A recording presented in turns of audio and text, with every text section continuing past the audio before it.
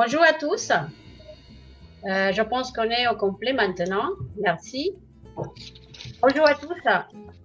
Nous sommes l'association Amawart qui vous présente cette saison alors dédiée justement à la littérature et à la musique du Pérou. Nous vous remercions vraiment d'avoir accepté de nous accompagner avec tous nos amis qui nous accompagnent maintenant. Les lecteurs et les lectrices de Si le Pérou m'était conté, si te contara sobre el Pérou. C'est un récit, c'est un travail que nous voulons vous proposer autour de la littérature péruvienne, mais aussi autour de la musique du Pérou. Et c'est pas l'hasard qu'aujourd'hui on fête au Pérou la fiesta de la música criolla, c'est-à-dire la musique créole, mais pas le créole dans le sens français, mais créole plutôt dans cette mélange, cette métissage de tous les peuples qui habitent le Pérou. Donc un peuple multiculturel maintenant. Et donc on est très content de partager cet après-midi avec vous. Et merci d'avoir fait l'effort de nous accompagner à travers ces moyens de Zoom. Donc nous avons ici parmi nos invités, comme vous avez vu dans la programmation, la présentation à tous les artistes, petit à petit, vous allez le faire connaître. Donc on va écouter en ce moment une artiste célèbre. C'est quelqu'un qui est déjà depuis longtemps dans la région, quelqu'un qui est très connu. Moi, je parle de Pamela Contreras, artiste péruvienne, qui est reconnue pour tout ce qui est la musique de l'Amérique latine, la bossa nova, le jazz, mais aussi son répertoire péruvien et latino-américain. Donc, cette fois-ci, elle va nous accompagner avec les moyens qu'on a vraiment, parce qu'on fait un grand effort pour pouvoir être là avec vous. Avec de la musique en direct, avec sa belle voix, accompagnée aussi de la musique péruvienne du afro. Et Pamela va aussi intervenir pour nous lire un des poèmes très célèbres de Blanca Varela, une des poètes très reconnues au Pérou, notamment dans la côte, mais bon, universellement. Donc, je vous laisse avec Pamela Contreras et on va l'écouter. Voilà. Bon, bonjour à tous, merci pour l'invitation.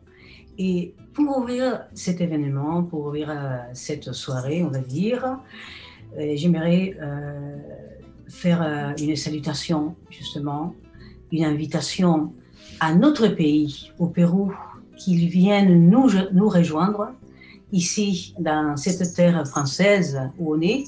Alors, j'ai un petit problème de caméra. Je ne sais pas si vous me voyez. Oui, Okay. Bon, et je voudrais chanter une chanson a cappella qui s'appelle Bello Durmiente et qui dit ceci. Te amo,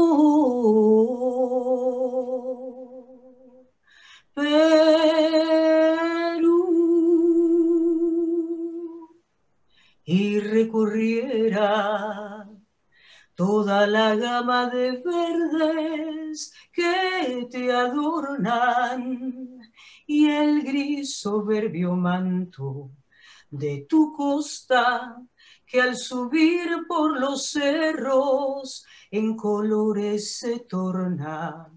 Me empinaría a tus más altas cumbres para estirar mis brazos y abrazarte, y en esa soledad pedirte humilde que devuelvas mi beso al yo besarte. Y es un derroche de amor el suelo mío, y es que es el hijo del sol, el Perú mío. Es un gigante a que arrullan sus anhelos, bello durmiente que sueña frente al cielo.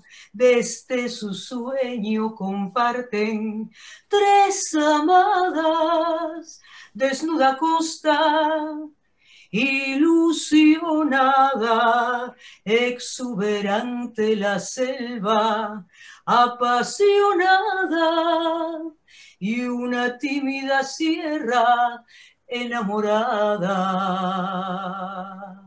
Generoso Perú,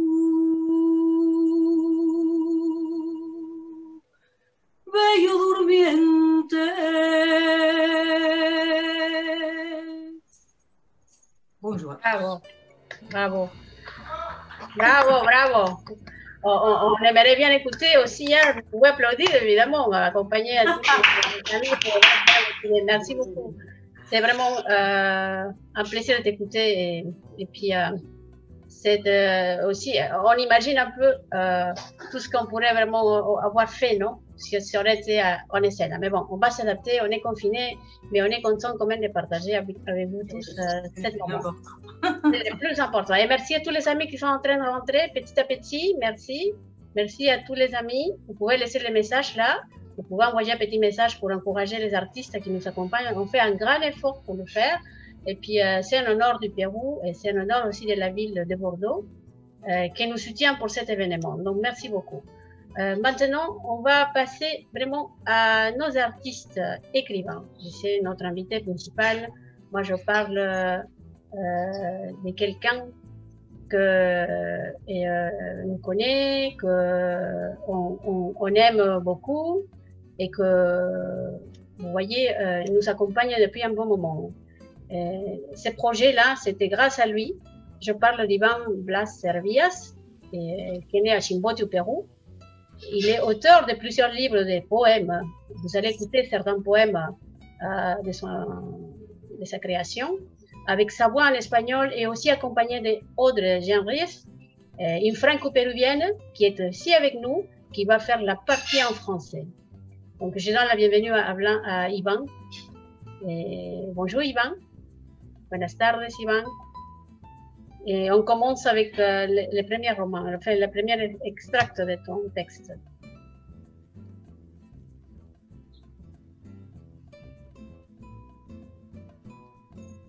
Il est là. Sinon, on commence avec Audrey qui fait la partie en français, jusqu'à que tu arrives alors à synchroniser avec nous la partie audio. Allez Audrey, franco-péruvienne, étudiante. Bonjour Audrey. Bonjour. Bonjour et merci de nous accompagner. Merci de faire la voix en français du texte d'Iván Blas Servias. Alors, on te laisse à toi la place. Alors, au peuple de Dieu, nous sommes les marcheurs, comme au début l'homme, comme les villages autrefois. Nous sommes la mer de feu, les dragons aux 1000 langues, la légende aussi, l'épopée, la chanson et le poème. Du désert aux steppes, de la plainte aux montagnes, nos empreintes creusent des cimes, nos âmes cheminent. Témoins d'être seulement nous, ceux qui font se lever le jour, déversent leurs plaies à la rivière pour reprendre la cause. Nous sommes les marcheurs, en chair et en os. L'herbe rebelle qui naît et reverdit n'importe quel sol. Nous sommes les champs, éternels rivaux de la peur, œuvre de vie. La mort nous blesse à peine. Marcheurs, pèlerins, errants, que les vents nous orientent, que passe le sang et le feu. Avec force, l'art et les rêves. Marcheurs nous sommes, comme au commencement. Comme les poissons, comme les oiseaux, comme les démons, comme les anges. Le destin, le chemin, le pont. Voici la place, nous et la reine. Du cirque, nous sommes la magie, le fort, la malédiction, la tendresse, le visage basané. Un monde de mains, de pieds, d'yeux, d'artères, d'emblèmes, de terre à cultiver. La révolution, pieds nus, la persécution et la danse.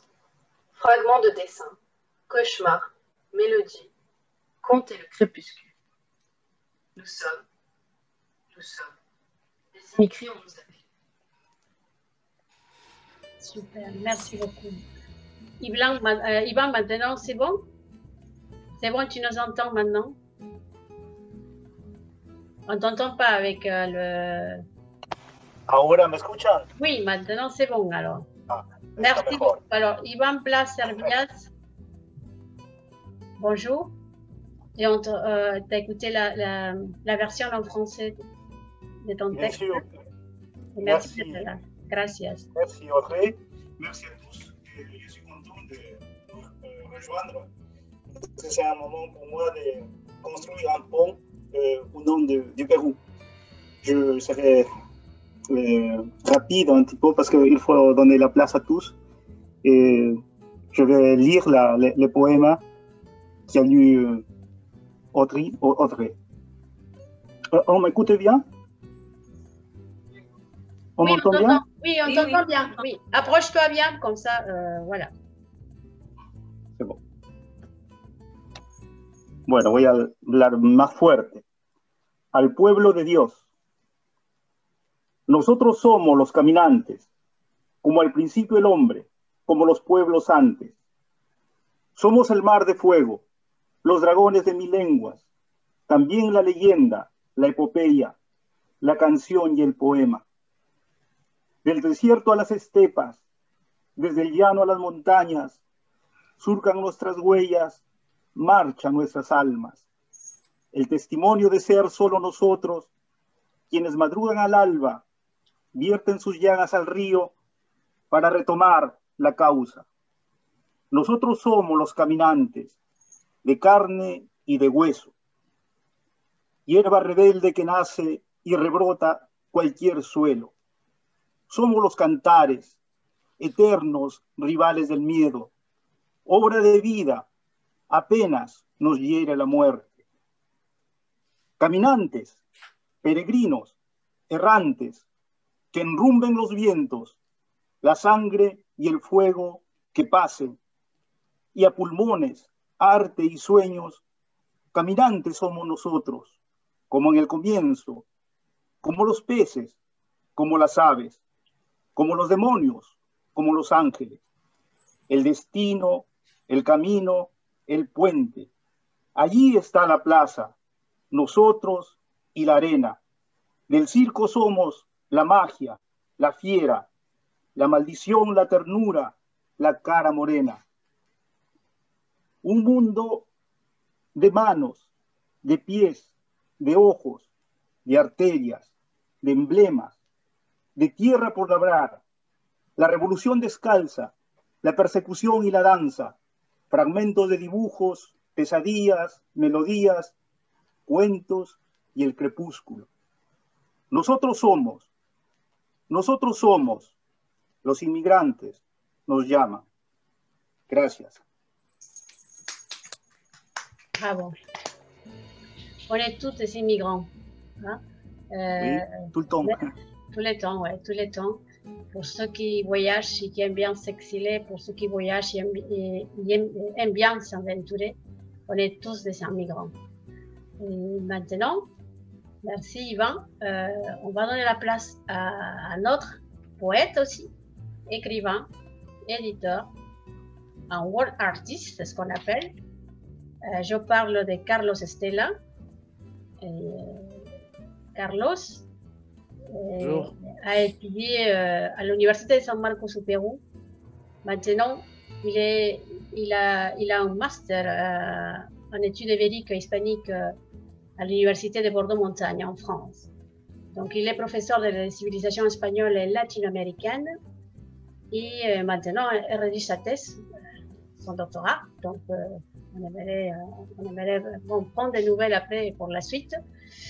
Justement, quand on parle des migrants, et justement, il fait un doctorat, il essaye de faire son doctorat justement sur la photographie et la migration. Un sujet très intéressant. Et en même temps, il est l'initiateur, le créateur d'une maison d'édition qui s'appelle Mano Falsa. Merci Carlos Estela de nous accompagner. C'est à toi la parole. Et merci de nous présenter cette belle poème que nous avons aussi avec nous, d'un des auteurs importants qui est César Vallejo. Merci Carmen, bonjour à tous, à toutes.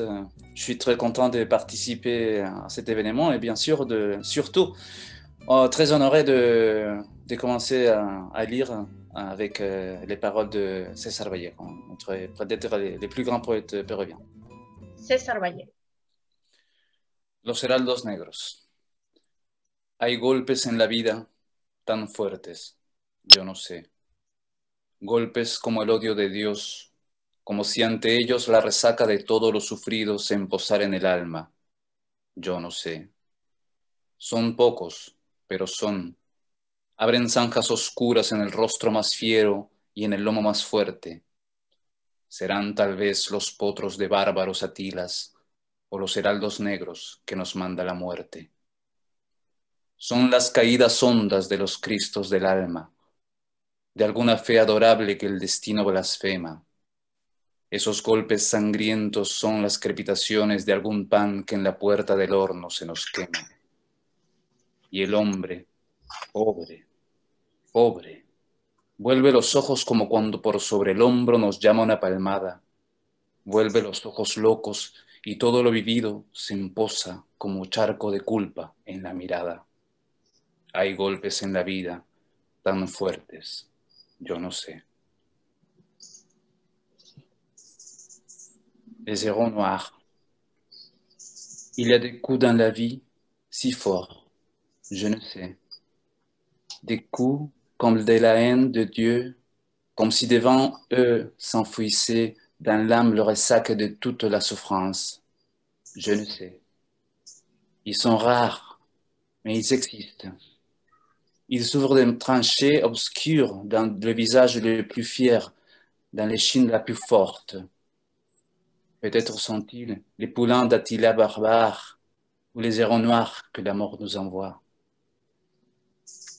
Ils sont les chutes profondes des Christ de l'âme, d'une foi adorable blasphémée par le destin, coups sanglants comme les grésillements du pain qui nous brûle à la porte du fournil.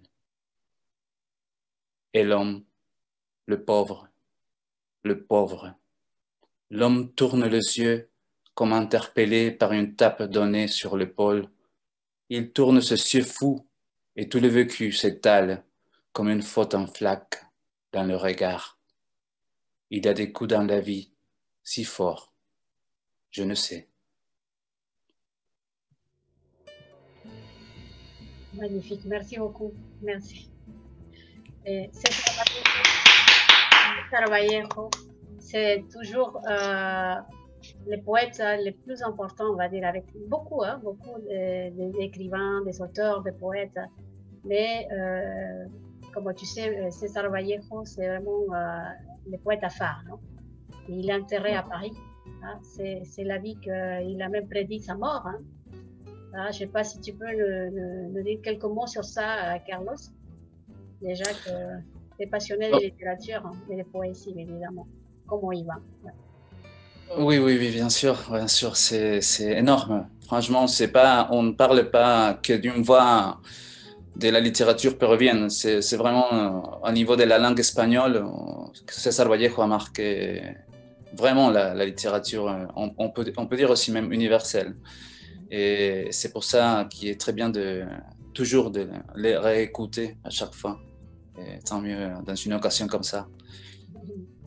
Et maintenant, on a un autre équivalent qui est vraiment très important pour tout ce qui est la vie politique, la vie sociale, l'histoire, les changements dans notre pays, dans notre continent. On dit que le Che s'inspirait en lisant ses écrits, vraiment pour poursuivre cette cause que c'était l'Amérique latine. Donc, on parle évidemment d'un grand écrivain et poète aussi, parce que les gens ne connaissent pas trop ses poèmes. On parle de José Carlos Mariátegui, qui va être aussi lu par Carlos, et qui est un des auteurs très importants pour notre culture et pour la culture de l'Amérique latine en général. Il nous a laissé plein d'écrits, à niveau politique, à niveau de l'histoire, à niveau de la sociopolitique, mais aussi des poèmes. Je pense que tu as des belles poèmes de José Carlos Mariátegui dédiés à sa femme.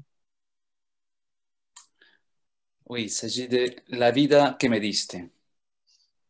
Renací en tu carne cuatrocentista, como la de la primavera de Botticelli. Te elegí entre todas porque te sentí la más diversa y la más distante. Estabas en mi destino, eras el designio de Dios. Como un batel corsario sin saberlo, buscaba para anclar la rada más serena. Yo era el principio de muerte, tú eres el principio de vida. Tuve el presentimiento de ti en la pintura ingenua del 400. Empecé a amarte antes de conocerte, en un cuadro primitivo. Tu salud y tu gracia antiguas esperaban mi tristeza de sudamericano pálido y desenseño. Tus rurales colores de doncella de Siena fueron mi primera fiesta, y tu posesión tónica bajo el cielo latino enredó en mi alma una serpentina de alegría. Por ti, mi ensangrentado camino tiene 3 auroras. Y ahora que estás un poco marchita, un poco pálida, sin tus antiguos colores de Madonna, toscana, siento que la vida que te falta es la vida que me diste.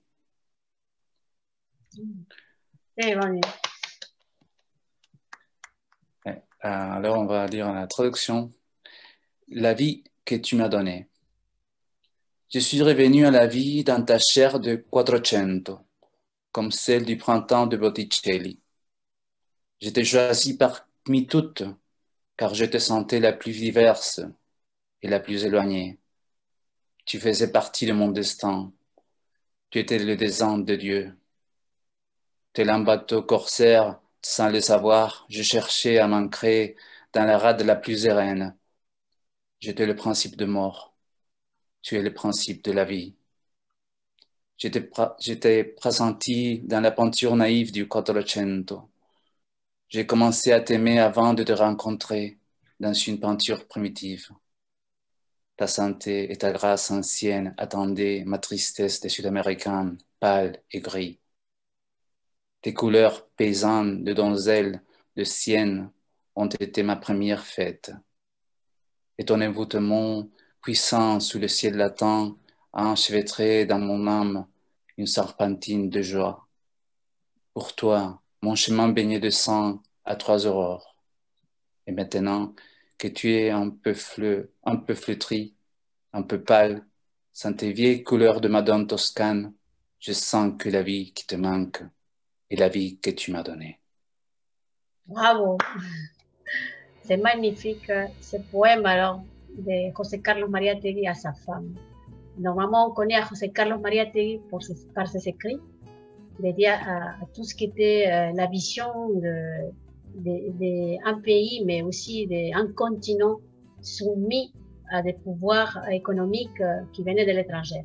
Donc, c'est grâce à toutes ces pensées sociologiques sur cette réalité à ces époques-là, la situation des Amérindiens, la situation de tous les continents, c'est grâce à ces écrits et sa vision qu'on a pu construire, on va dire, tous les autres pensées. Merci, et puis après, on va donner la place à la musique, grâce à Pamela qui est là en live. Et Pamela enchaîne avec notre interlude musical.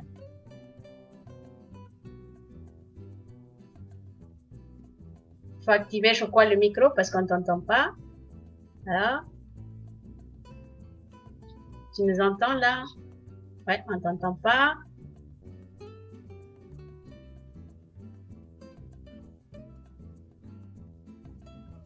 Non plus? Oui, maintenant c'est bon. C'est à toi, Pamela. C'est bon? Oui. C'est bon? Ok. D'accord. Et donc, j'ai commencé pour ouvrir cette soirée. J'ai commencé avec une compositrice qui vient de la latino-américain et puis les personnes connaissent. Elle s'appelle Chabuca Granda. Et elle était, comme peut-être vous le savez, une femme créatrice d'émotions. Hein, et elle est connue pour un répertoire, dans une première étape, un répertoire un peu passéiste. Alors, j'aimerais justement et pour évoquer un peu le répertoire ancien de Chabuca Granda, parce qu'il a eu dans sa vie musicale, dans sa vie des compositeurs, dans sa vie des poètes, il a eu plusieurs étapes. Alors pour évoquer cette première étape de Chabuca, j'aimerais chanter avec les moyens de bord, hein, Carmen. Alors un thème de sa création qui a été dédié à son papa et qui s'appelait José Antonio. Alors je vais peut-être chercher la musique. Voilà.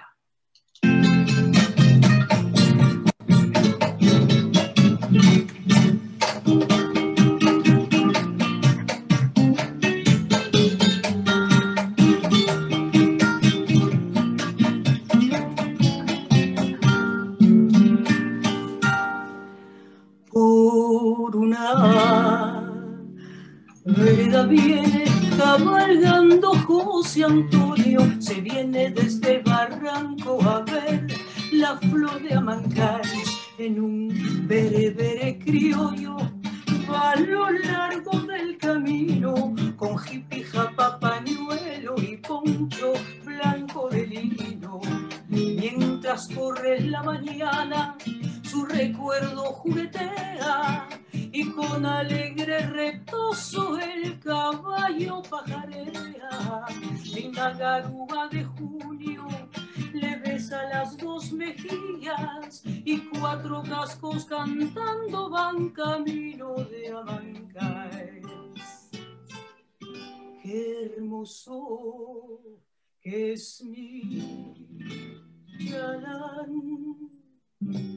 cuán elegante y garboso, sujeta la fina rienda de seda que es blanca y roja, que dulce gobierna el suelo con solo cintas de seda, al dar un quiebro gracioso al criollo berbere. Tú mi tierra que eres blanca, le diste ese extraño andar, enseñándole el ambar de paso llano gateado. Siente cómo le quitaste durezas del berebere, que allá en su tierra de origen arenas le hacían daño. Fina cadencia en el anca, brillante seda en las crines, el nervio quieto y alerta para el deseo del amo. Ya no levantan las manos para luchar con la arena, quedó plasmado en el tiempo su andar de paso peruano. Qué hermoso es mi chalán, cuán elegante y garboso, sujeta la fina rienda de seda que es blanca y roja, que dulce gobierna el suelo con solo cintas de seda, al dar un quiebro gracioso al criollo berebere. José Antonio, José Antonio, ¿por qué me dejaste aquí? Cuando te vuelva a encontrar, que sea junio y garúe, me acurrucaré a tu espalda bajo tu poncho de lino, y en la cinta del sombrero quiero ver los amancaes que recoja para mí. Cuando a la grupa me lleve de ser tu sueño logrado de tu caballo de paso, aquel del paso peruano.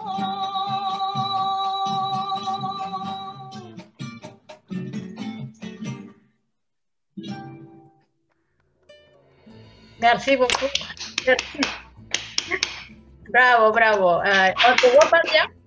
On te voit pas bien. Par contre, là, l'image commence à s'en aller. Je ne sais pas si c'est le filtre. On est plus sur le nombreux en réseau. Mais magnifique, c'est magnifique.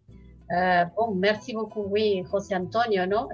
C'est le papa avec ce portrait d'un homme très charmant, c'est ce qu'elle disait, Chabuca Granda, hein? Que son papa était très beau et puis il s'inspirait beaucoup sa présence, non? Je pense que tu connais plus que moi sur ce sujet. Sur elle. Bon, Sur lui. Une extraction sociale, je sais qu'on ne voit pas, mais bon. Attendez, je vais juste voir si je peux. Bon, vous m'entendez quand même? Oui, oui, on t'entend, on t'entend. Il faudrait régler seulement la partie vidéo. D'une extraction sociale, on va dire, elle était dans le milieu aristocratique. Oui. Et bon, mais quand même, elle a toujours été très sensible à tous les changements sociaux de la société péruvienne. C'est si fort chez elle, et dans la dernière étape de sa vie, elle a fait tout un cycle de thèmes au guerriero. Je pense qu'on va aussi parler de lui, à Javier Heró, qui était... Ah oui, Javier Heró, oui, bien sûr. Che Guevara. C'est ça, tout à fait. Approche-toi du micro, comme ça, pour t'entendre bien. On entend les feuilles passer, filer, mais... Alors, donc, elle a fait, je disais, un cycle de chansons dédiées à Javier Heró. Alors, c'est un jeune guerriero péruvien qui s'immola au nom du peuple dans la forêt amazonienne. Je ne me rappelle pas l'année, mais il me semblait que c'était vers la fin des années 60. 60, très bien. Il a aussi, Chabuca a écrit aussi tout un cycle de thèmes dédiés en espagnol à los motivos de la muerte de Violeta Parra, à qui elle admirait énormément. C'est très bien et bien aimé Violeta Parra du Chili. Donc, pour les amis qui ne connaissent pas trop là, c'est qui? La compositrice de Gracias a la Vida. Hein? Tout à fait. Alors, attends, je vais essayer de monter parce que je reçois des messages comme quoi on ne m'entend pas, c'est bon? Non? Oui, on t'entend.